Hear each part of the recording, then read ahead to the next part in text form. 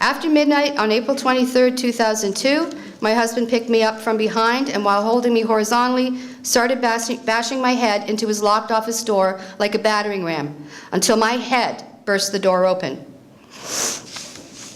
And he continued to beat me around my head with closed fists, then flung me around like a crazed animal, throwing me against metal filing cabinets and walls, and then throwing me back through the doorway into the rec room, where my body smashed into a coffee table and landed face down.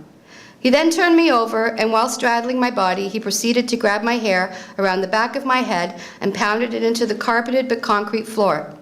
His large hands grasped my throat, and now realizing that he was going to kill me, I screamed out, "You're killing me!"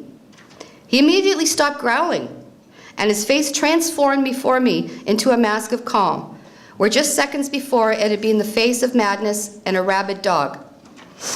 At first he wouldn't let me up the stairs, but kept asking if I was going to the hospital, but I refused to speak to him. I had been assaulted before by this man, but this was the first time I had been so viciously beaten by him. He had been a controlling, paranoid, emotionally unstable partner who bullied me with his cruelness and his enjoyment of seeing me upset. He controlled all the finances, and all his mail went to his mother's address. I was never allowed in his home office, even when he was in it, and I was not allowed to drive his car or given a key to the shed.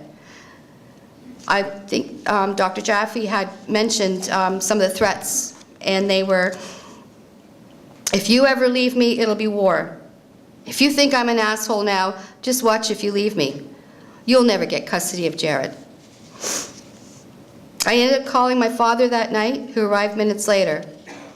When my father arrived, my husband was videotaping him, trying to goad him into confrontation.